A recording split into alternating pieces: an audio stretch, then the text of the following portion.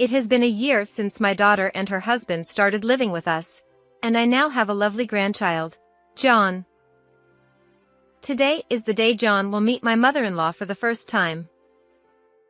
My husband Jason returned home, guiding his mother by the hand. Everyone, I brought Mom with me. Oh, welcome, Grandma. My daughter Amy, who had been very attached to her grandmother since childhood, had been hoping that her newly born child could be held by her. My mother-in-law and we live separately. Considering her old age and future health, we couldn't help but worry, but it was all out of consideration for her condition. My mother-in-law has been highly sensitive to spirits since birth and seems to find places with many people too overwhelming because she feels too much. Amy's eyes sparkled with anticipation at her long-awaited arrival. I had been soothing John and walked towards my mother-in-law encouraged by Amy's expectant gaze. Thank you for coming all the way. This is your great-grandchild. I was about to say, but the words never left my mouth. At that moment, my mother-in-law clutched her chest and began to suffer. Uck. What? What's wrong? Just a moment ago, she had been smiling warmly, but as soon as she saw John, her eyes widened in shock, and she collapsed to the ground. What's wrong? Are you okay? It hurts. I can't breathe. That child is no good. My mother-in-law was desperately trying to say something. In stark contrast, John, in my arms, continued to laugh innocently. My name is Nancy. I used to work as a caregiver, but now I'm retired and live with my husband Jason, and my daughter's family. Our peaceful life together as a family of 4 is very fulfilling, but there are a few things that worry me. Amy, who was sipping coffee leisurely, sighed with regret. I wish Grandma could live with us. Yes, currently, we live separately from my mother-in-law. She turned 91 this year.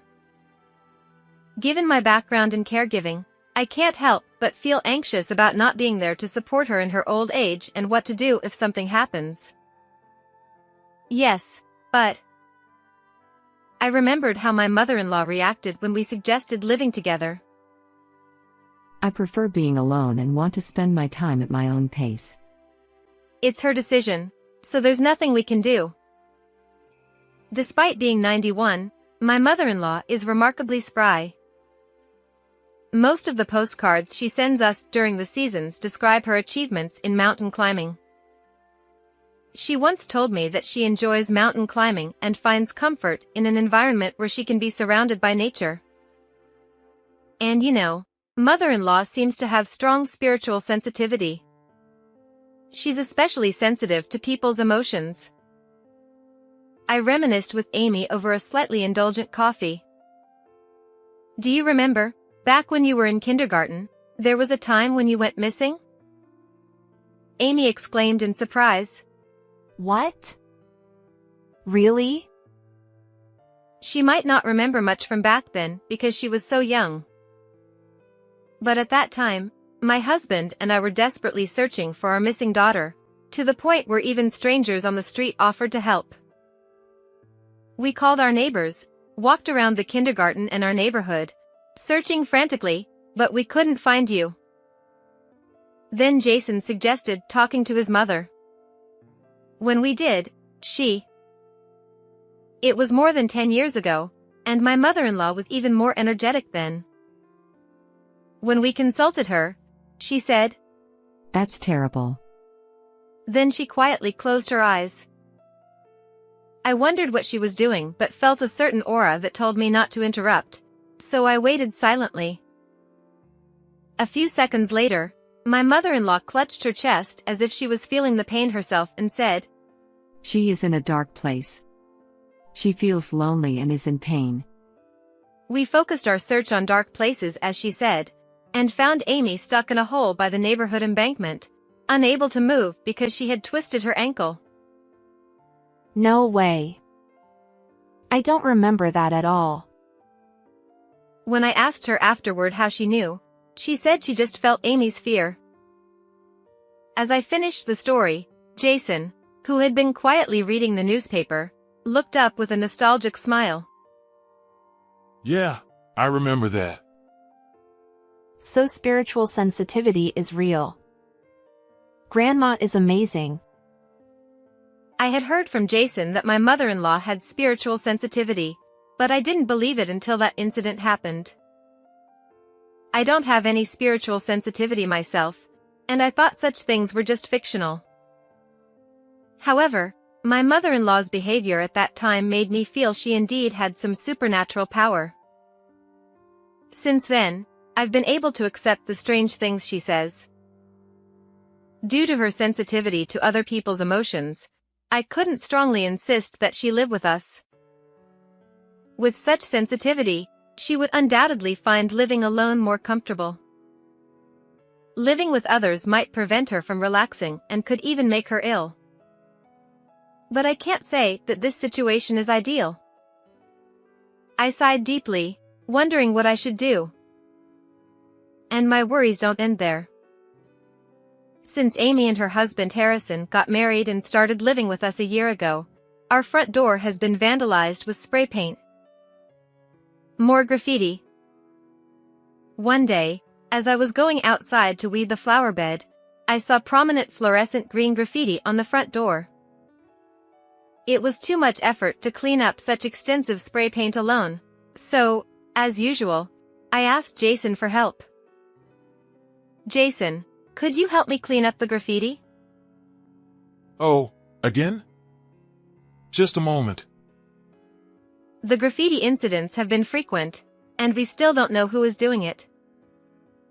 We've even ended up with a graffiti removal kit in a bucket. This time it was just a messy spray on the door, but sometimes, there are clearly malicious messages like curse or I won't forgive. Who on earth would do something like this? We've asked our neighbors, but no one has seen the culprit. It's well known that our house has been targeted, and sometimes neighbors on their walks would knock on our door to inform us of new graffiti when we hadn't noticed it ourselves. If this continues, it will be impossible for my mother-in-law to feel at ease if we invite her to live with us. That's it, we should install a security camera, I suggested to Jason as we cleaned up the graffiti. We couldn't go on like this without resolving anything. We needed to take action. Jason nodded at my suggestion, and that very day, he went to the store, bought a security camera, and installed it. After the front door was vandalized again, we checked the camera footage. The incident occurred early in the morning when most people were asleep. The footage showed a man dressed entirely in black. Amy exclaimed, That person! "Do you know him?" It was hard to make out his face due to the mask and hat, but I was sure I didn't know him. However, as soon as Amy saw the footage, her face turned pale. When I asked if she knew him, Amy nodded. I think it's Justin, a classmate from university. He confessed his feelings to me before I started dating Harrison. I turned him down, but he kept following me around. I see. Recalling those days, Amy began to tremble. Harrison, Amy's husband, listened with a stern expression but comforted Amy by gently patting her back. It seemed that Justin's love for Amy had turned into hatred, leading him to commit these acts. Although I didn't know what had transpired between them, Amy wasn't the type to toy with someone's feelings. The sharpness, madness, and hatred in his eyes, even through the footage, sent chills down my spine. Sensing the same thing, Jason spoke in a stern tone. We should contact the police. The graffiti is a nuisance, and it might escalate. Yes, let's do that. It will be too late once something happens. We had enough evidence with the footage and photos of the graffiti. We decided to take the footage to the police. When we explained the situation, the police took it as a malicious act and gave the perpetrator a severe warning. As Amy had guessed, the culprit was Justin, who harbored intense hatred towards Amy and Harrison. Once his parents found out about his disruptive behavior, Justin quit his current job and returned to his hometown. After that, the graffiti incidents stopped, and we finally felt a sense of relief. Yet, an uneasy feeling lingered within me. Soon after, Amy discovered she was pregnant. She had recently been complaining about a lack of appetite despite not feeling unwell. Having received the news over the phone, I warmly welcomed Amy home from the hospital. Amy, congratulations. Thank you, Mom. From now on, you need to be careful about everything. No strenuous exercise, no heavy lifting, and take it easy at work. The nurse told me that over and over. It seemed she had heard it many times, but she couldn't hide her happiness. As we discussed the future, the living room door opened. Jason, who had been out, returned home. If you need anything, don't hesitate to ask. Amy. Jason must have heard our conversation outside the room, as he said this with a warm smile. Standing beside him was my mother-in-law, who also had a joyful expression. I had asked Jason to go and bring her over. Congratulations, Amy. Grandma! When I called my mother-in-law in excitement, she was delighted and eager to visit. Her enthusiasm was clear even over the phone, making me so happy that I asked Jason to bring her over. My mother-in-law clasped Amy's hands tightly, tears welling up in her eyes. You'll go through some tough times, but a cute baby will be born. It's something to look forward to. It's wonderful to live long enough to see my great-grandchild's face. Amy nodded happily at her grandmother's encouragement. It's wonderful to have a cute baby. Is that your intuition? Oh, it's not intuition. Just a little dream of a great-grandmother. When I asked, my mother-in-law playfully winked. Yes, you're right. No matter what, the baby will be adorable. As I silently regretted asking such a blunt question, I suddenly remembered the graffiti. By the way, do you remember the person who was vandalizing our house? Yes, I remember. We found out who it was and reported it to the police. The vandalism has stopped, so there's nothing to worry about anymore. Won't you live with us? Justin had returned to his hometown, and our neighbors were kind and peaceful people. There should be no more concerns for my mother-in-law. However, she shook her head firmly. I wouldn't dream of intruding on your family's precious time together. I'm fine as I am. But you're part of our family too. I tried to persuade her, but in the end, she didn't agree. After that, Amy's belly grew steadily, and without any major issues, she safely gave birth. The baby was a boy named John. He had a cute face, just like Amy. Remembering when I gave birth to Amy, and realizing that she had grown up to do the same, I was so moved that I cried. Amy wanted to show John to her grandmother immediately, but I persuaded her not to overexert herself right after giving birth, so the visit was scheduled for a month later. John is so adorable.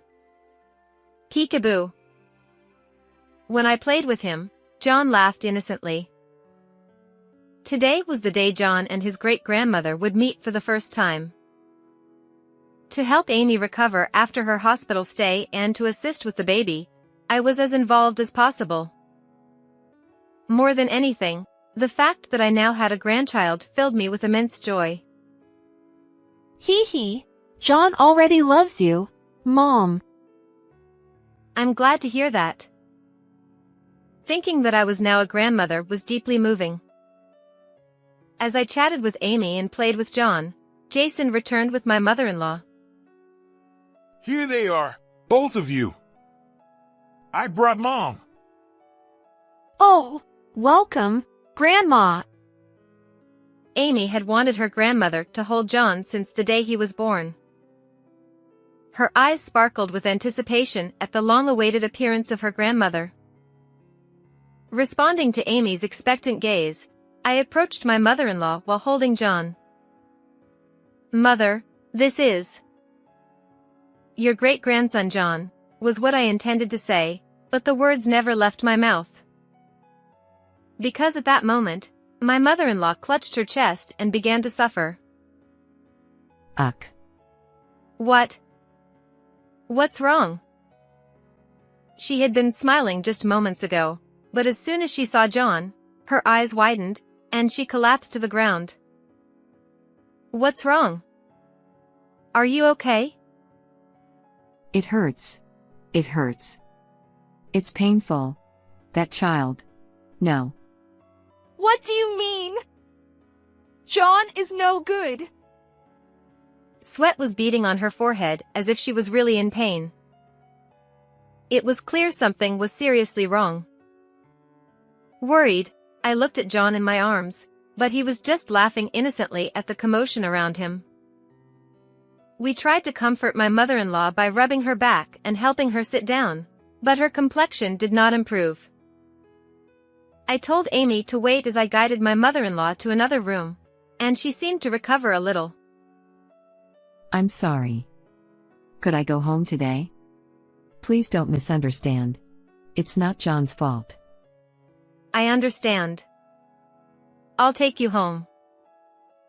Although it was unfortunate for Jason, who had brought her, and Amy, who had been looking forward to today, I couldn't leave my suffering mother-in-law in this state. I decided to take her home as she requested. "Are you feeling better now?" Yes. I'm much better. I'm sorry. My mother-in-law's home was in a place at the foot of a mountain, somewhat removed from the residential area. There were few houses and little foot traffic around, which seemed to help her feel more at ease. She sighed in relief. "There's no need to apologize." "But what happened earlier?" "My mother-in-law doesn't have any chronic illnesses. For her to suddenly clutch her chest in pain, there must be a cause other than illness." I offered her a warm cup of tea to help her relax and asked. However, she seemed reluctant to recall the moment. She averted her eyes and spoke hesitantly. Well. When I looked at that child, I felt an overwhelming sense of fear. A sense of fear. Seeing her in apparent pain gave me a bad feeling. It was the same feeling that had been lingering ever since we caught the graffiti culprit and thought the danger had passed. The fear she mentioned must be related to her spiritual sensitivity. If her sensitivity reacted the moment she saw John. Suppressing my anxiety, I immediately called Jason. "Hi, Jason. Could you and Harrison take a look around the neighborhood?" What's going on? He sounded surprised, probably because he was reading the newspaper. My sudden request took him off guard. "I have a really bad feeling. There might be someone suspicious around. Please, can you check?" All right. We'll do that. Jason had grown up aware of his mother's spiritual sensitivity, likely more attuned to it than I was. Understanding my concern, he quickly called Harrison and told Amy to stay inside before heading out. As I heard the front door open over the phone, my heart began to race uncontrollably. I'll call you if anything comes up. With that, Jason ended the call. But in the next moment, Jason's shout echoed through the call. Hey! What are you doing there? I heard the sound of Jason's hurried footsteps, followed by angry voices clashing with an unfamiliar one, and the harsh sound of metal scraping against metal. I won't forgive you. Amy, you betrayed me and even had a child. Don't think you can be happy. What came through the phone was not Jason's usual calm voice, but the voice of a man filled with hatred and malice. Jason. What's happening? Jason. I clung desperately to the phone, but the noise made it impossible to understand what was going on. After the tumultuous sounds, the line eventually fell silent. While I was calling Jason from my mother-in-law's house, Jason spotted Justin lurking in the shadows of our home. Justin was armed with multiple knives. It was clear what he intended to do. With anger flaring, Jason and Harrison confronted Justin, who seemed ready to lash out. Luckily, Harrison had experience in karate, and they managed to subdue Justin without anyone getting hurt. The police were called immediately, and Justin was finally arrested. Even as he was being taken away, Justin directed his rage at Amy, blaming her. Amy, it's all your fault. You traitor! It was evident that he had been harboring a deep grudge against Amy. It's thanks to you. Truly, thank you very much. If you hadn't noticed, who knows what would have happened by now. After the incident had settled, I visited my mother-in-law's house again. The reason Amy and John were safe this time was largely because of her. The pain she felt at that time was the intense hatred Justin directed toward John. When I bowed my head with a gift in hand, she shrugged her shoulders modestly as always. You're exaggerating. I didn't do anything. It was Nancy who took action and everyone who caught the culprit. No, that's not true. If you say it's thanks to everyone, you are included in that everyone. I was truly glad they were safe. Just thinking about what could have happened to newborn John or Amy, who was struggling with her first child, made me shudder. We comforted each other and felt a sense of relief. However, one day, when it seemed like the incident had settled, the intercom at home rang with a foreboding sound. Yes, who is it? Given it was after the incident, I thought it might be the police or the mail carrier, so I opened the front door without much thought. But in the next moment, I regretted it. Hello, you should remember the name Justin. This is Amy's residence, correct? There stood a couple with eerie, thin smiles whom I did not recognize. Justin. We apologize for the trouble our foolish son has caused. There they were, the parents of Justin, who had plotted to harm Amy and John. Why had they come to our home? How did they even know our address when we weren't acquaintances? A cold premonition ran down my spine. We wanted to apologize directly to Amy and John, so we came in person. May we come in? What are these people saying? We never want to have anything to do with the culprit again. Besides, it seemed unnatural for the parents to come to apologize in person right after the incident. Isn't that something to be handled through lawyers or the police? There was no way I would let these two meet Amy and John. Excuse me, but my daughter has suffered a deep emotional wound. In her current state, I cannot possibly let her meet with you. Please leave. Justin's mother replied, Please don't say that. We only wish to apologize. She leaned in toward me and placed her hand on the front door, which I had started to close. Her persistent calm smile sent a shiver down my spine. No, that's quite unnecessary. An apology from you holds no value whatsoever. If you truly care about my daughter, Please do not involve yourselves with her ever again. As I firmly stated this, Justin's mother widened her eyes in surprise. Then suddenly, she let out a loud, shrill scream that could likely be heard by the neighbors. Oh my. I knew my instincts were right. To think that my dear son might have married the daughter of such a rude person is horrifying. I was wondering what kind of person would reject my son. It must be your daughter who has the problem. She must have deceived my son. Excuse me. Disturbed by her drastic change in demeanor, I promptly shut the door and locked it again. If she causes us any more trouble, I'll call the police. With this in mind, I gripped my phone tightly, feeling cold sweat down my back. Though Justin's parents patiently lingered in front of the door for a while, they eventually gave up and left quietly. I collapsed in relief. Even though the culprit had been caught, it might still be too soon to feel safe. I decided to share this incident with my family. Actually, Justin's parents came over today. What?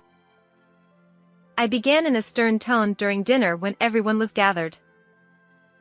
Amy immediately looked worried and turned pale, and both Jason and Harrison furrowed their brows. They said they wanted to come in to apologize directly to Amy and John, but I sent them away. No way! From that couple, I didn't feel any genuine intention to apologize at all. I couldn't understand what they were thinking, and I could only describe them as unsettlingly eerie. Sensing the darkening mood, Jason spoke up decisively to lighten the atmosphere. Maybe we should move. It's not good that they know our address. I think so too. This place is very comfortable to live in, but the fact that Justin and his parents know our address always makes us anxious. It might be fine now, but it might not be in the future. When I nodded, And besides, Jason added, Nancy, you've been worried about my mom, right? "What, you mean?" Jason winked as if he understood everything I had been concerned about. In moments like this, he really reminded me of his mother. "Why don't you come live with us after all?" After successfully moving, I visited my mother-in-law's house once again. This house is very quiet and perfect for spending one's twilight years alone, but it seemed a bit too lonely. The new place is in a nature-rich area, and I'm sure you'll like it. Besides, through this recent incident, I realized something. Until now, I had thought I needed to support my mother-in-law unilaterally. Deep down, I saw her as someone I should take care of. But that's not all. Our family can help each other, regardless of any differences in our roles. It's more enjoyable for a family to be together. Having you around would make Amy and John feel secure. I truly relied on her. That was my honest feeling. When I said this earnestly, my mother-in-law smiled softly, as if she understood everything. You're stubborn, Nancy. So are you. That might be true. We started laughing quietly, finding the situation amusing. As kindred spirits, we would be able to get along well from now on. Yes. Taking care of great-grandchildren might not be so bad. And so, the series of events came to an end, and my mother-in-law came to live with us in our new home. From now on, we will live peacefully and harmoniously as a four-generation family. However, no one yet knows that John will grow especially attached to his great-grandmother, leaving Harrison and Amy to lament this development in the future.